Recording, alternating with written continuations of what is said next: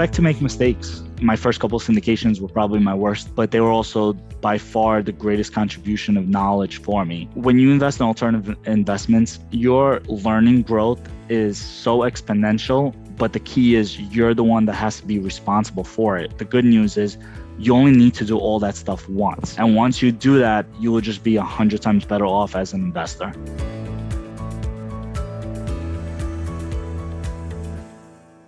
Welcome, everyone, to the Road Less Traveled Show. This is a show about people who were successful in a previous career and left that career to go down a different path. I'm your co-host, Richard Coyne. I'm your co-host, Bill Zahller. And on today's show, we have Denis Shapiro. We're so glad you're here with us. Denis, take it away, Bill. Yeah, Denis, thank you so much for being on the Road Less Traveled Show. We appreciate it. Well, thank you guys for having me. It's a pleasure to be here. Yeah, absolutely. Well, Denis, can you tell us a little bit about your former career and then how long you were in that line of work? So I was originally working for the government. I had, it was like the exact title was a technical expert.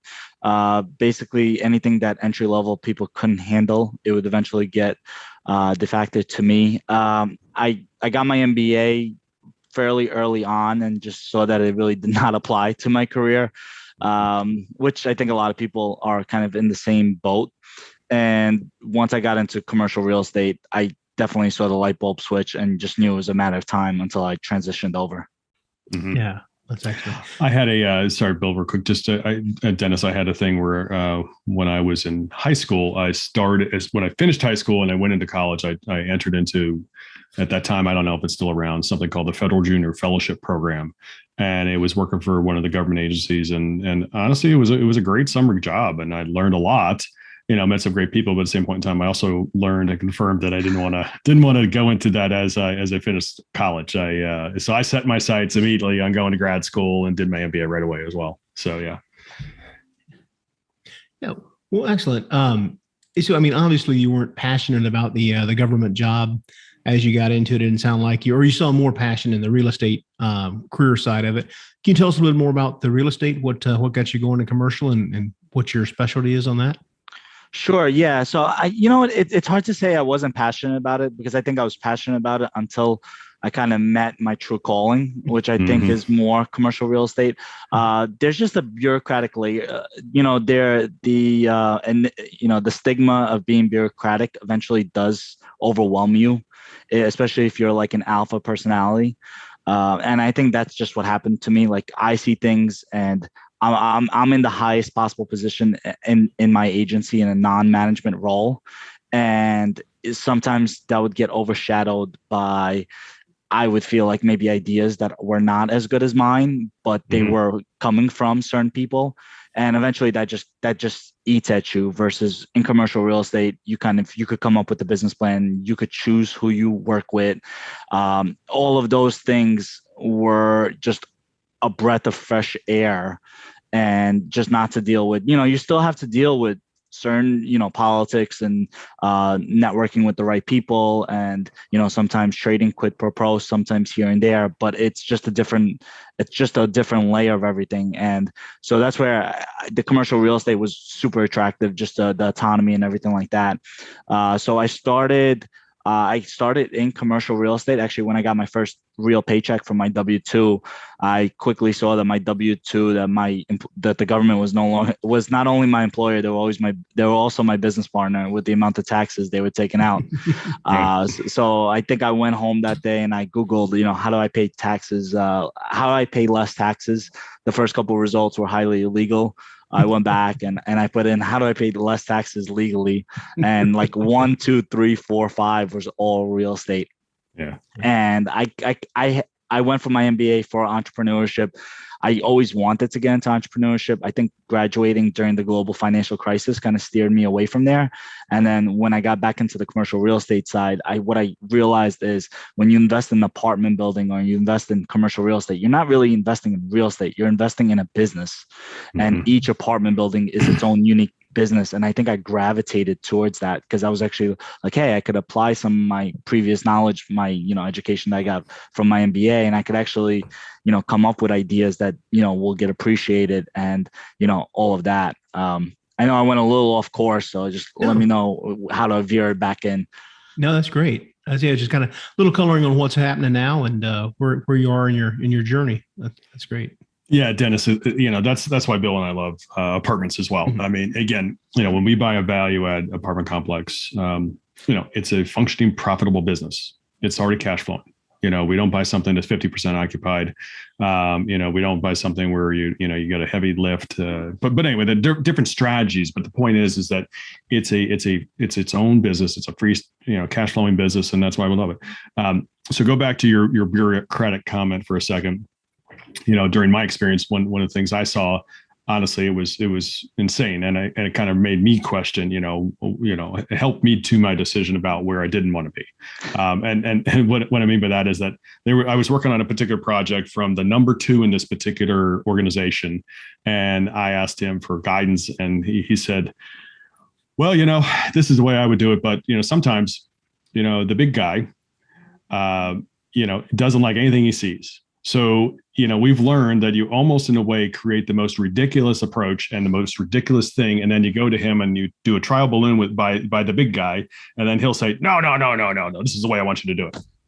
So it's like, yeah, autonomy, you'd be able to direct your, your efforts and control and just, feeling like you're doing something that matters. Sometimes is a little hard in those bureaucratic situations. So Dennis, maybe is there a funny story you can share with something with, maybe it was your government role that really kind of caused you to say, this isn't for me. I really do want to set, I found commercial real estate. I want to move in that direction, but I've got to get out of here.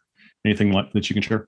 Not really from my government role. I would definitely say it's more from when I made my first alternative investment was for like low income housing in a bad area. And I cut my teeth, I cut my real estate teeth on that property. But so a funny story is since I was, starting out, I basically did all the general contracting myself. And once it was done, I was on the way to the property and I was listening to like a Bigger Pockets podcast at the time. And like the quick tip was just to put a security system into your, into any vacant rental properties, especially in low income areas. I don't know why it was like, I was just listening to that podcast and it just found me at the time. And I was like, hey, I'm driving to a vacant property that I just renovated. So maybe I should do so. I think that night I came in and I ordered, I think it was like a Simply Safe system. I put it in the next day. And I think that was like Friday, closed up. Saturday morning, I get a call and it's from the alarm company. And they say, would you like assistance? And I was like, at first I thought it was just testing it out. It was literally 24 hours later.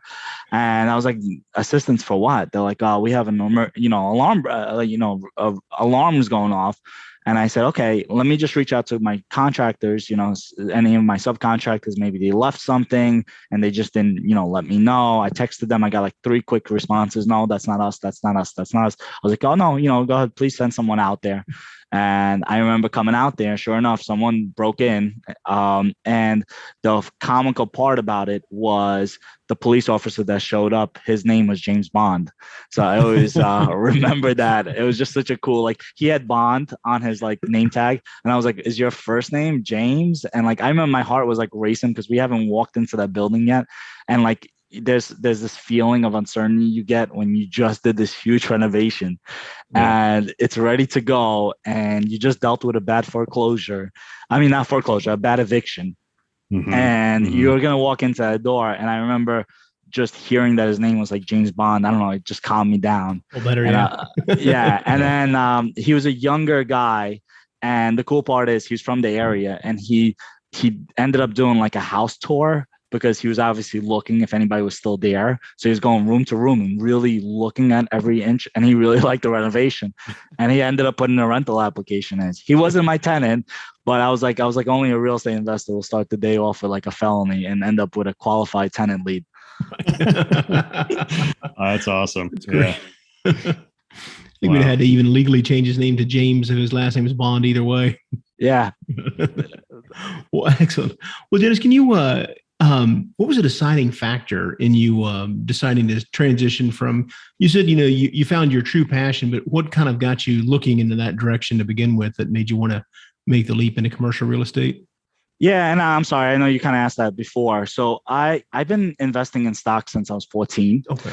And I've gone through so many different strategies, and for the most part, I've kind of streamlined my equity portfolio. It's mostly index funds, and I've collateralized it, and I don't spend any time on it.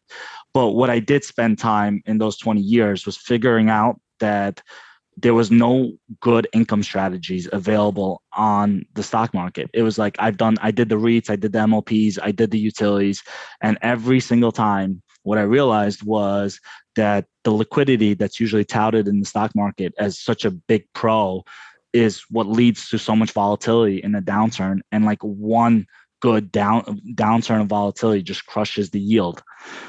So what I realized is that I can never look at my traditional portfolio for income solutions. I could leave it for appreciation and not panic during a down sell and not spend much brain power and reading analyst reports and all of that.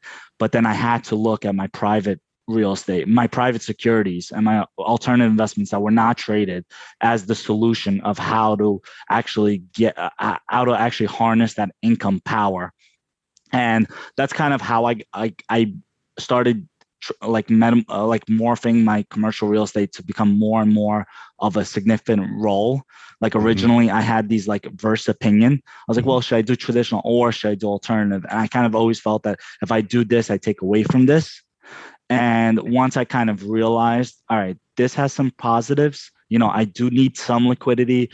I do like that it has, 100-year track record. I know that majority of investors do flow to the stock market first. So I want to benefit from that, but that's where it stops. And then now I look at the commercial real estate. It's way less liquid, but at the same time, it means it's less volatile. I don't have to deal with the 35% drops. And I could network without being fear of the SEC coming for me for insider trading because I know the operator. So all of those positives, I started seeing how they could like balance each other out. And that's how I got more and more involved. And once I got into syndications, then I started an investment club. I went from one syndication to like 12. That fast tracked me in actually seeing which variables are actually important and not. And then from there, I started my own fund, the SIHCapital Group, where we have an income fund and it pays a higher cash on cash from day one. Not pref. I don't want to say pref because it usually gets misguided in our industry, but it pays a higher cash on cash from day one by blending other alternative assets like apartment buildings with mobile home parks and self-storages. And that was one portion of our fund. And now as our investor list has grown, we also general partner on certain deals that match our criteria, and we'll offer the opportunity for our investors to also individually invest in deals as well as just invest in a fund for the purpose of income. Right. No, that's excellent. I mean, I think it's such a huge thing, like you were saying, that, it's in a yield-starved environment where the 10 years, are 1.5 right now. I mean, so, if inflation's running 5 or 6, you can obviously see you're losing real purchasing power in net terms as you go. So I think people are hungry for, real assets that can adjust with that, be pegged to it, as inflation, rears its ugly head, prices go up, and then rents can go up also. So you're kind of paid, you have fixed debt and increasing rents to kind of help smooth that patch out. I think that's, very important. Like you said, you have not necessarily even not high collateral assets on that with the trailer park, and then the other one, the multifamily, and different avenues. We're having different streams of incomes and diversity that way too. That's great. Yeah, it really is amazing that, again, everybody starts in the stock market, and that's great. Again, money can be made over time, certainly. Absolutely. But again, the ups and downs and the roller coasters are things that are just maddening. And, and again, I think obviously, we see certainly the concept of investing in real estate and in a real asset as something that is a hedge against inflation that will drive and grow value over time. Absolutely. And at the same point in time, again, it is, I feel certainly, and I think a lot of others would back and agree with that it's really, again, there's a lot more control you have in that space than with the stock market. You don't get to call the CEO of Apple and say, I don't think you should invest in that. I think you should go this direction. You're not going to get through. Right. So, but anyway, so Denis, as you continued, as you were making that shift and really moving, full time into the commercial space, real estate space, were there some obstacles you encountered along the way early on?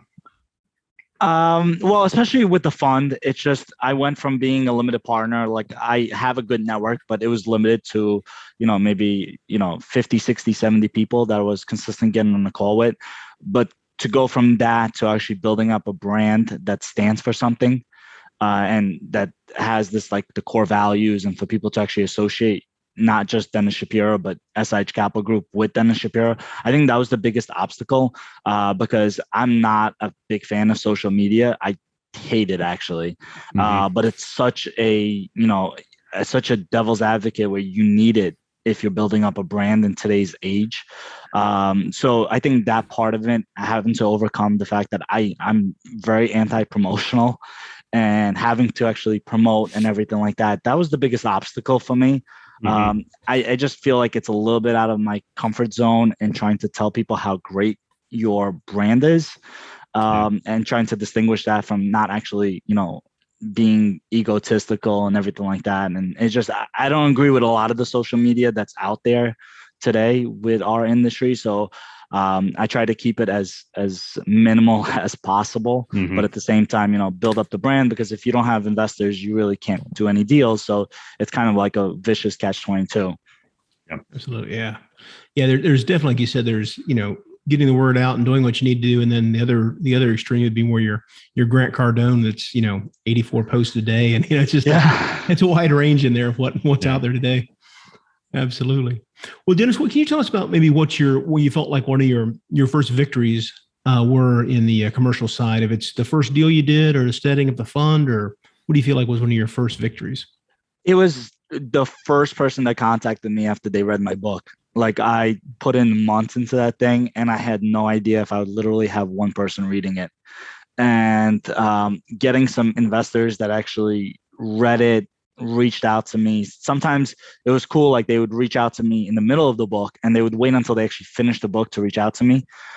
So as a fund operator, I'm like, I want that contact quicker, but at the same time, my book is 350 pages, so I understand. So it's kind of, sometimes that's when I regretted that I made the book so long. But it was definitely the coolest feeling. I was also at a investor dinner, and someone actually just came up to me and they're like, are you a writer? And like, I've never associated myself with that. And then they're like, I think I got your book and I'm reading it and I think it's great. And I was like, just blown away. I was like, this is the coolest. And I don't care if I make $1 million on my next deal, like that's worth it. Yeah. Excellent. What was the name of the book? The Alternative Investment Almanac: Expert Insights on Building Personal Wealth in Non-Traditional Ways. Excellent. And is that available on your website? It's just on Amazon. Amazon, Keep it simple. Yeah. Excellent. We'll put a link in that in show notes to that. So awesome. Very cool. Yeah. Awesome. Thank you. Yeah. Happy to. So Denis, in your new world, is there any funny stories you can share? Something along the line of humorous? With or without James Bond. Well, I have another good story, but more or less when I was into some smaller residential. So on my first duplex, I house hacked a duplex, and when we bought it, we did the sewer line inspection, and we knew that the sewer line was kind of busted up, and we moved in like right around I would say like Halloween, and New Year's we hosted our first party, and sure enough, we got our first sewer back up right on New Year's. And it was also extremely cold. It was like a really brutal Northeast winter, and every time the sewer backed up, it overflowed right into the sub pump, and I would be able to go outside, and I see on the sidewalk there'll be just this layer of brown ice, right? So all of New Year's, and every time someone flushed, there would just be a new layer of brown ice. So I remember, staying out there with an ice pick, just hitting that brown ice for like 3 hours. And like, if anybody was walking in the street, I would have to like ask them to go around. and it was just a really, really brutal situation. Oh. Those are landlord stories that you like because it makes you remember why you go into commercial real estate, because you don't deal with those problems anymore. So I like to tell that story because, when I'm invested in 700 units or 300 units or 150 units, I'm not the one dealing with that. That's right. Yeah, it's a good reason for third-party management by itself. Yeah. Well, absolutely. Well, Denis, where are you today on your journey? You've set up the new fund now. Where are you now, and where do you see yourself going? Yeah, so that's a great question. So ideally speaking, we've gotten really good reviews on our fund just because of the simplicity of the model. There's no waterfalls. There's no nothing. It's literally the cash on cash matches the pref from day one, and there's no back end splits. So we've gotten some favorable reviews from it. So my goal is, I realize the alternative investment space is still a little tricky and vague to a lot of people. So I would love to make a simplified version where you can go in. It's accessible. I think a big thing with our industry is the minimums are so high. And I understand that because after going through the securities documents, the securities process, it is high for a reason. But it's also, I think, making it accessible to other investors is critical. The minimum on a lot of deals are 50 to 100 to 250,000. And I think a lot of times that scares people away, and it might be the perfect investment for them. So my goal is to make an accessible a variety of options where you could go in there and you can take an income fund and put that in your portfolio. But then there's also going to be a growth fund. We haven't launched that. The only fund we've launched is income fund. But then to do something maybe like a life insurance fund, and just do a collection where someone can come in and create a whole alternative investment portfolio just from SIHCapital Group, and we would have the same principles for every single one. We don't charge any asset management fees for our actual fund, so we really just try to keep things simple and easy for people to understand. That's great. Nice. Yeah. Well, good. So Denis, along your journey, along what you do now, is there anything you do to give back? Maybe it's to your residents, to your investors, something like that. Anything you can share?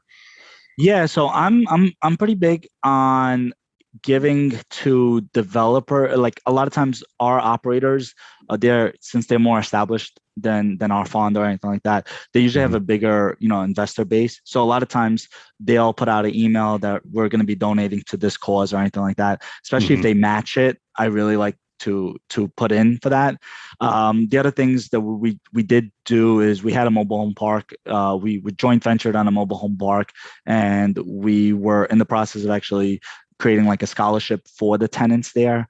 I think that's where you could kind of get really creative, and it could be direct assistance to people who are actually benefiting you because they're also your tenants. So I think real estate is insanely powerful, where if you invest in the right operator, you could get someone who improves not just one or two families, that they could be improving the entire lives of those 200-300 people that are on that premise. Very nice. That's great. Yeah, it's a great, very worthy goal. Like I said, good for those. I was going to ask, on your journey as you've expanded here, is there something you've recently implemented in your business practices, or a tool or anything that has helped you expand? Tool. Well, I think Slack is pretty great. I think Slack I've had for a couple of years, especially if you do have any kind of like investment group or anything like that. Investment club, not group. Also just the investor portal. We use investor portal for the fund. I think it makes a world of difference, just to have your investors be able to go in, electronically sign everything, have everything stored. I think that's a huge difference, and just as a fund operator. So I would say those two things, between Slack and actually investing in a portal, that makes big world of difference. Oh, it's great. Yeah. Very nice.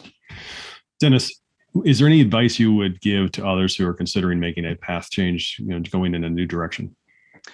Yeah, expect to make mistakes. In hindsight, my first couple of syndications were probably my worst deals, but they were also by far the greatest contribution of knowledge for me. I remember my first deal had overwhelming amount of 1-bedrooms in the Class C asset, and surprisingly, it didn't do very good. And now I'm pretty much, that's a red flag to me. I'm like, oh, that's a Class C. That's a ton of 1-bedrooms. I was like, I do not want that combination. Right. All of those deals, I did a few crowdfunding deals when I started early on. What you realize is you're investing in a fancy website, and the people behind it might not actually be real estate people, contrary to, the fancy marketing. And then the other big piece of advice I would say is whatever you decide to do, when you invest in alternative investments, your learning growth is so exponential, but the key is you're the one that has to be responsible for it.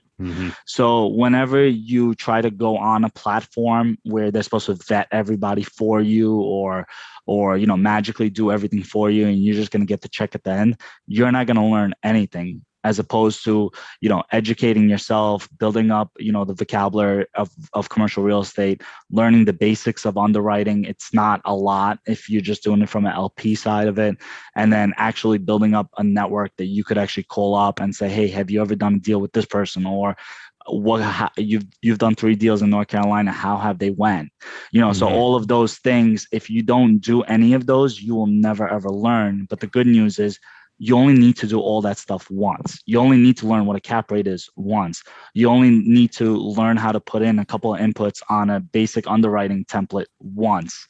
And once you do that, you will just be 100 times better off as an investor. Right. Yeah, absolutely. That's great. Great advice. Well, Denis, what's the best way the listeners can reach out to you and learn more about your fund and what you're doing currently? Sure. So my book is The Alternative Investment Almanac: Experts' Insights on Building Personal Wealth in Non-Traditional Ways. You can find that on Amazon if you search for my name, Denis Shapiro. Dennis is with 1 N. There's a little bit of a funny story behind that. But and the best place to really reach me is my website. If you go on SIHCapitalGroup.com, I have 2 abridged versions of my book. And you can actually download those if you join my email list. There's a place where you could just send me a message. But honestly, the best way is to join my email list. If you like what you hear, then just reach out and I'll be happy to talk to you. That's great. Well, Denis, we appreciate the conversation. You've been on the Road Less Traveled show today. Wish you continued success. Thank you guys for having me.